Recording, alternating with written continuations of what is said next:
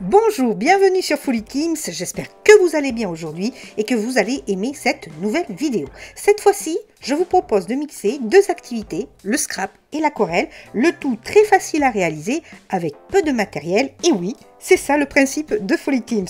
Alors, je vous explique tout après le jingle. Retrouvons-nous très vite.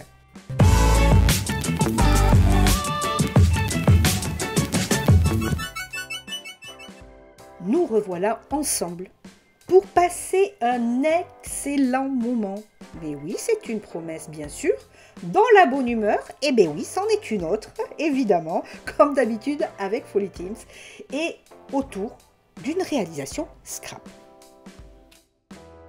Avant de commencer, petite précision, cette vidéo fait écho à celle de dimanche dernier où je présentais un test sur les marqueurs aquarelles de chez Action. Alors vous vous dites, mais je ne l'ai pas vu la vidéo. Mais pourquoi vous ne l'avez pas vu la vidéo? Mais parce que vous n'êtes pas abonné peut-être encore à Folly Teams. Alors qu'est-ce qu'on attend? On va s'abonner et puis on fait comme tous mes abonnés déjà, qui ont, eux, certainement vu cette vidéo. Merci à vous, grand bisou à vous. Eh bien, vous likez, vous partagez, vous commentez. Nous sommes la communauté Folly Teams. Et voilà, donc maintenant que tout est dit, nous pouvons enchaîner sur la réal en elle-même. Allez, partons à l'aventure ensemble. Je pars donc sur du papier aquarelle cette fois-ci. Directement, pas du papier simple de dessin, papier aquarelle, 300 grammes. C'est le meilleur pour ce style de peinture, tout simplement. Et je vais utiliser un peu tout le panel de mes marqueurs, comme ça vous verrez aussi l'effet. Et je vais faire chaque gamme de couleurs sur un petit carré. Je vais travailler, comme vous le voyez, mouillé sur mouillé. J'ai bien imbibé mon carré. Hein. Je vais faire en fait 2, 4, 6 carrés en tout. Et je vais y mettre les couleurs au fur et à mesure pour les diluer.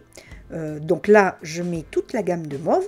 Et vous voyez, certains endroits, il y a plus d'eau. Hein, vous avez vu. Là où on voit les traces de crayon, il y a un peu moins d'eau. Là où ça se dilue bien, il y a beaucoup d'eau. Ce n'est pas grave. Pour l'instant, on voit les traces, mais vous allez voir le résultat. Je ne vous le dis pas avant, mais c'est un très joli résultat. Alors attention avec l'aquarelle, pour ceux qui n'ont pas trop l'habitude. Le rendu que vous voyez là, vous allez voir à la fin, ce n'est pas du tout le même quand ça sèche. Du coup, pour donner de l'effet, je fais glisser l'eau en basculant mon bloc à gauche, à droite, en haut, en bas. Et pour même marier chaque petit pavé entre eux. Et du coup, vous voyez, l'eau glisse, en fait, là où c'est mouillé, tout simplement. Hein. Donc ça suit bien une ligne. Je vais faire en sorte, qu'il y ait un joli fondu au niveau des couleurs. Je vais procéder comme ça pour les autres gammes de couleurs, donc la gamme bleue, la gamme verte, et puis je vais finir par le rosé et l'orangé. Il ne faut pas hésiter, également comme je le fais, à reprendre le pinceau et puis à relisser un petit peu s'il y a trop de démarquage qui vous plaît moyennement. Et voilà le résultat sec. Regardez ce joli effet nuageux. J'appelle ça nuageux, on dirait des nuages colorés. Et les couleurs sont bien fondues. Il y a quelques petites démarcations que j'ai laissées pour donner un petit peu d'effet. Ah, j'adore. Et puis en plus, c'est facile à faire. Hein. Vous me direz, mais voilà, il n'y a pas plus simple si on veut un joli rendu de fond aquarelle. Maintenant, on passe à la transformation scrap. Alors, je me suis munie de mes différents tampons que j'avais, d'encre, évidemment, et d'un feutre fin. Et oui, vous me voyez arriver. On va réaliser 6 petits pavés avec des petites scènes à l'intérieur. Et nous allons nous utiliser nos tampons. Donc, pas besoin, cette fois-ci, puisque je vous avais fait une petite réal un peu similaire, mais qui était complètement dessinée à la main. Cette fois-ci, non, on va utiliser ce que l'on a. Et là, en effet, pas besoin d'être un grand dessinateur. Hein, vous allez vous servir de ce que vous avez chez vous. Alors, je sais que si vous me suivez, vous faites des réals scrap, et donc je pense que vous devez avoir quand même un minimum de tampons. Si vous n'en avez pas, eh bien mes chéris, il va falloir en acheter quelques-uns. Alors c'est pas super cher, je vous promets. Chez Action notamment, ils ont vraiment des tampons à quelques centimes d'euros, et après vous en avez ailleurs, hein. Vous avez aussi sur Amazon, etc. Vous pouvez avoir un très joli panel de graphiques et de dessins qui vont vous aider à faire cette réal. Ce que je ne vous ai pas montré par contre, c'est la séparation de mes différents petits tableaux. Alors, on a fait 6 tableaux différents. Eh bien, j'ai fait des coups de crayon, de feutre noir, comme si je faisais une esquisse, pour séparer un petit peu toutes ces scénettes. Une fois terminé, nous allons le coller sur du papier dessin, cette fois-ci 180, pour réaliser notre carte. Alors oui, aujourd'hui, je déroge à la règle de je fais en petit format. Ben non, cette fois-ci, j'ai fait une carte grand format. Eh ben oui, hein, ça change un petit peu. C'est ça, moi je suis comme ça. Un coup c'est petit, un coup c'est grand. Et donc, nous allons, une fois collée, la décorer, cette carte. On ne va pas la laisser telle qu'elle. Et surtout aussi, on va essayer de décorer l'intérieur. Alors comme vous le voyez déjà en image, eh bien oui, j'ai sorti mes strass parce que cette carte, je vais la faire avec des strass, notamment. Et vous allez voir, on va utiliser d'autres embellissements, bien sûr. Petite astuce, si vous ne la connaissez pas, c'est que le strass, c'est comme le washi tape.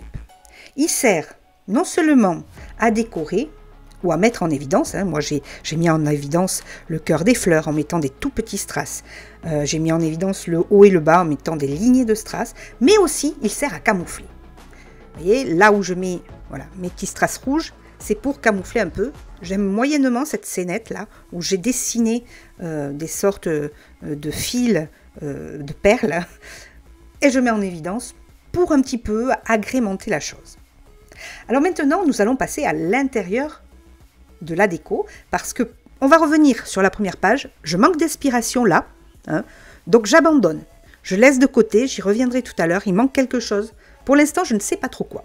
Donc là, je me focalise sur la déco intérieure. Et je vais utiliser des stickers alphabet que j'ai pris chez Action d'ailleurs. Il y en avait de plusieurs sortes, ils sont super. Ils sont très épais et un petit peu voilà, argentés avec un petit peu de couleur. Je vais écrire mon petit mot que je colle sur du papier cartonné. Donc là, j'ai mis les mots. Pour certains, notamment le E, un peu hop, en biais, pour donner un petit effet. Et puis, je découpe autour du mot, pour me faire un joli embellissement. J'y mets du scotch mousse pour donner un petit effet de volume. Et hop, je le mets à l'intérieur pour décorer. Bah oui, pourquoi ne pas mettre aussi des embellissements à l'intérieur finalement? On voit beaucoup hein, de déco sur la première page et beaucoup moins sur les pages intérieures. Pourtant, c'est ce qu'on regarde aussi et c'est là où on met les petits mots. Donc autant que ce soit super joli quoi. Quelques petits tampons papillons, et bien oui, il fallait que ça arrive, vous me connaissez. Quelques fleurs à droite, à gauche. On va mettre des petits strass très fins au cœur de chaque fleur. Et puis voilà, le tour est joué, l'intérieur est fait. Et voilà pour notre petite carte scrap qui finalement n'est pas mal du tout. Avec des marqueurs aquarelles de chez Action. Et au final, je vous disais peut-être que j'ajouterai quelque chose sur la première page et finalement non. J'ai décidé de la laisser comme ça. Parce qu'elle est quand même déjà assez chargée, notamment en strass. On ne va pas rajouter.